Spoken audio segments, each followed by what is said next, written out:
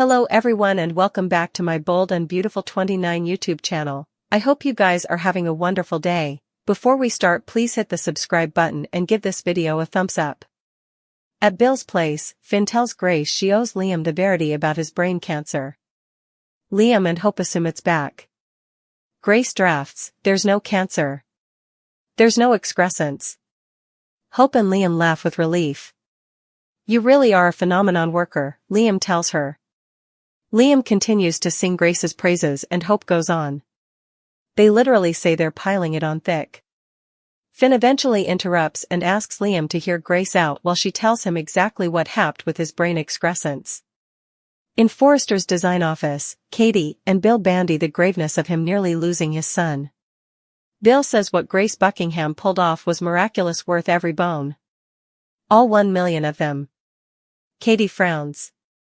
The circumstances are a bit strange considering Liam was still recovering from a projectile crack. Bill maintains that Grace snared Liam from the jaws of death. She's a saint. Bill tells Katie he eventually has his proceedances straight, thanks to nearly losing his child. He regrets how he's treated Liam and feels he acted like a dictator. Katie says it's different now that he has an alternate chance with him. Bill formally again credits Grace Buckingham. He regrets getting Luna out of captivity, and owes Grace much further than 1 million bones.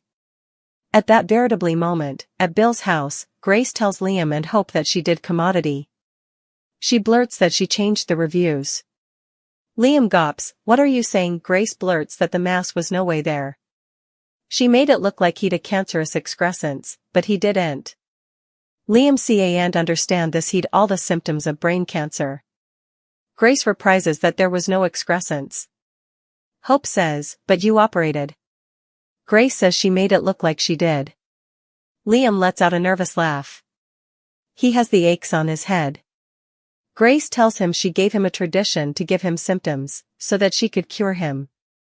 As Liam asks why she'd do that, Hope smothers that she can suppose of why. 1 million reasons. Suddenly, Liam lunges at Buckingham as Finn jumps in between them. Liam enthusiasms, "You put me through hell. And my family. 4 months. Grace heartbreaks, "I'm sorry." Finn recaps what Grace did and Liam rips into her again. She begs to explain. Hope riots, "We don't want to hear you explain." She tells her she's as bad as her ex-husband. Grace tells them she's not. The bookies wanted the plutocrat from Reese, but they couldn't get it because he's in jail, so they came after her and her daughters. Liam says it's still highway robbery. She passed herself off as a god. Hope walks over to Grace and gives her a good oil cleaner poke. "You're sick," she growls. Liam tells Grace it doesn't count how sorry she's or how spooked she was she burgled him and his family of months of their lives. Grace will turn herself in as she'll be visited by this for the rest of her life. Finn says he'll take her to the police station. Formerly alone, Hope heaves out emotion and weeps for what Liam went through, holding him near. Sheila wonders what's up with all the meds that fell out of her handbag. She also wants to know the position of Luna's remains. Lee scoffs at Sheila wanting to see her granddaughter. Sheila demurs that she wants to pay her felicitations. Lee has no time for this and walks out. Formerly alone, Sheila finds one of the meds on the bottom and looks thoughtful. At home, Lee is tending to Luna when a knock comes at the door. A voice calls out, "Delivery." Lee opens the door, and Sheila jams her bottom in when she tries to slam it on her. Sheila gasps about her toes and also intones, "I know what you're doing, Lee. I know what you're up to." Sheila insists she knows Lee's secret. She pulls out the medicine she left before and tells her she's obviously grieving further than she allowed. If she's turned to this. Lee hisses, "I'm not doing medicines, Sheila," and tries to get relief of her. Sheila pretends she's going to leave and also pushes her way into the house. "What's going on, Lee?" Lee grits, "Get out, Sheila," but as we all know, that won't work. Sheila rips back the curtain and sees Luna in the bed. She cries, "Luna. She's alive. My granddaughter is alive." Sheila was left with a minor injury while Liam and Luna were left fighting for their lives. The two critical cases passed exigency surgery as their loved bones supplicated for them to pull through, but only one survived their projectile crack. Sheila awoke in the sanitarium, and Grace assured her that the surgery on her bottom went well and she was veritably lucky. Through her treated haze, Sheila tried to ask about her granddaughter, but Grace didn't know anything. As her head cleared, Sheila was relieved when Grace informed her they'd communicated her hubby, and Deacon was on the way. She asked how Luna and Liam were doing, but Grace didn't have any information. "I'm soliciting for them," Sheila declared. "I'm soliciting that they're both gone Nobby each right."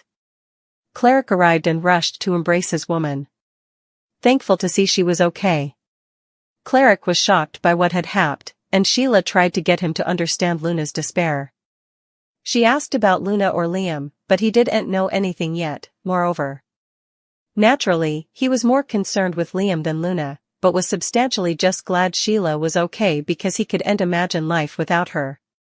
He also told his woman he can't call her Sheila 9 toes presently because they had to reattach one, so she's only got 8 now. Sheila allowed. He was making a joke and grew worried when she realized he was serious, but also he helped her smile about it. Lee shocked as Luna began crashing and Bridget plotted to stop the bleeding. Lee began casket condensing and prayed Luna to come back to them. Meanwhile, Finn demanded further tube as Liam's blood pressure began dropping, and Steffi began crying as she bothered he wouldn't pull through. As Luna continued to flatline, Lee tried casket condensing and also demanded paddles. "Nozawa power," Lee murmured as she jolted Luna's heart back into action. Dr. Nozawa also ordered a nanny to communicate her family, Poppy, to let her know what's going on. Hope arrived at the sanitarium with Carter, and Steffi told them that Finn was operating on Liam right now and explained exactly what went down at the sand house, including how Liam had saved her. Indeed, after being shot, Liam had used every last bit of strength he'd to get the gun from Luna and shoot her. Hope wanted to see Liam, and Steffi showed them to the observation room. Lee managed to remove the pellet from Luna's torso, and Finn was suitable to do the same for Liam. Steffi, Hope, and Carter entered the observation room as Finn was sewing Liam up. "Please make it through this, Liam," Hope prayed. "Please." Bridget and Lee were relieved that Luna had pulled through the surgery, but Bridget noted that the Bobbies were outdoors staying to arrest her for hijacking and tried murder. "We may have given her an alternate chance at life," Dr. Forrester said, "but nothing can stop her from a continuance in captivity." Lee refocused out that it was still too early to start talking about that, as Luna wasn't out of the forest land yet. Bridget offered to let Lee go talk to Poppy, but Lee prompted her to go and said she'd take Luna into recovery. "This should no way have happened to you," she declared, looking down at her bastard. Finn, Hope, and Carter were relieved when Finn completed Liam's surgery, and he'd pulled through. "These coming hours and days are going to be critical," Finn reported to them out in the hall, "but barring any complications Liam should survive this." Grateful, Steffi embraced her hubby. Latterly, Finn was checking on Liam in his room when Steffi and Hope entered to visit, and Finn assured them that Liam was stable but still battling for his life. Hope asked to talk to Liam and sat down next to him to inform him that they were each there for him and it would be okay. "You're going to beat this," she cried. "Don't you forget that. Either. We need you. You can't leave. Not yet. Not now." As Hope broke down in gashes, Steffi moved behind her to offer a probative clinch. Away at the sanitarium, someone moved fleetly along the halls, grabbing colorful medical inventories from shelves. Poppy arrived looking for news about Luna. Steffi angrily told her what her son had done, and Lee arrived to inform her family that Luna flatlined on the operating table, but they were suitable to renew her heart and move her to recovery. Still, that's where effects took a turn. "She didn't make it, Penelope," Lee blazoned. "Your son failed in recovery. Luna's dead." Everyone was stupefied, but indeed more so when Poppy declared, "Good. I'm glad Luna's dead." Lee appeared shaken by her family's cold words towards the son she'd just been informed was gone ever. Even with the darkest time in history, the couple stood up with same energy we have seen since decade. Thank you for watching this video. And do not forget to like, comment and subscribe.